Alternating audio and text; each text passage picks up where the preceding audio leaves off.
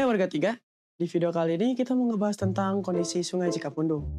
Sungai yang dulunya menjadi sumber kehidupan kota Bandung yang airnya jernih.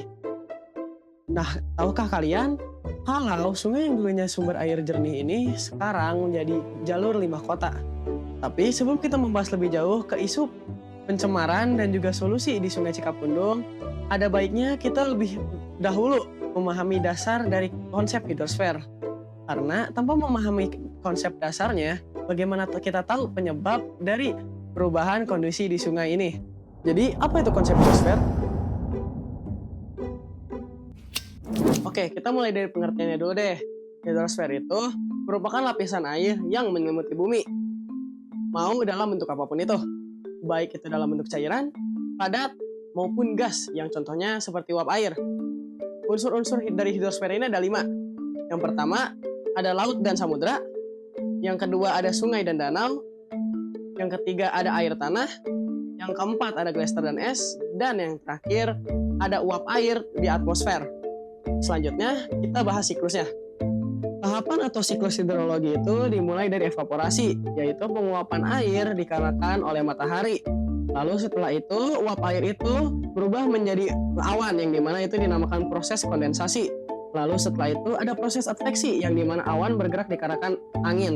Lalu setelah itu ada proses presisipasi di mana air yang ada di awan turun ke bumi.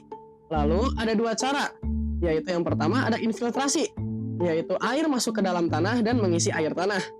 Lalu ada cara kedua, yaitu cara kedua ini yang merupakan runoff, ketika aliran air langsung menuju danau, sungai maupun laut.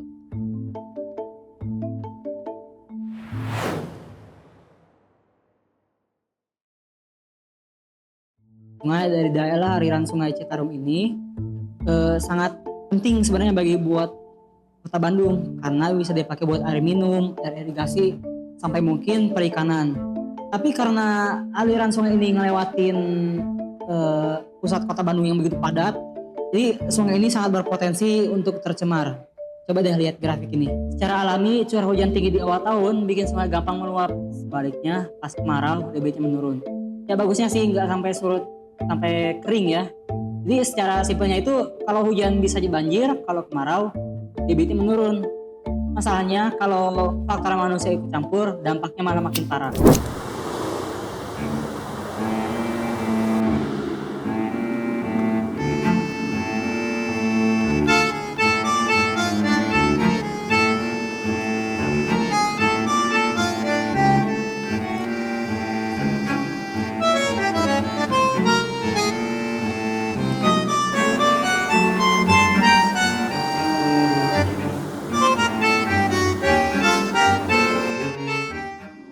Nah, sekarang kita udah tiba di Sungai Cikapundungnya langsung.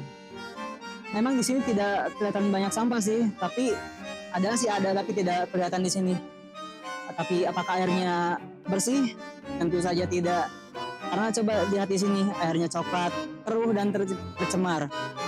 Menurut DLH Jabar, pencemaran Sungai Cikapundung ini disebabkan oleh limbah rumah tangga, limbah industri, dan yang paling banyak itu sampah dari orang-orang yang mungkin melewat. Apalagi di sana ada Kampung Pelangi yang sekarang lagi viral.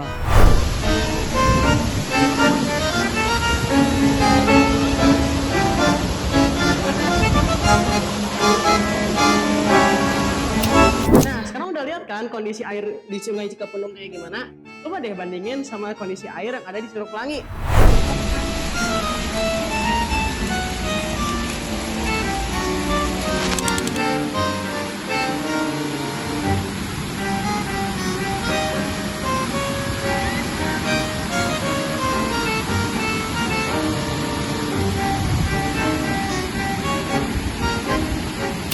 Wah, airnya jernih kan?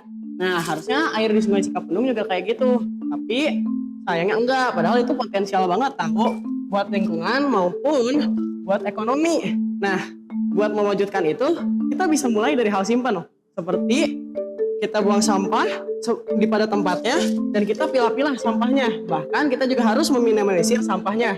Tapi kalau kalian pengen lebih berkontribusi lagi, kalian bisa coba ikut volunteering kayak yang dilakuin banyak komunitas-komunitas kayak Pandawara contohnya ngebersihin sungai gitu kan. Nah, Dah.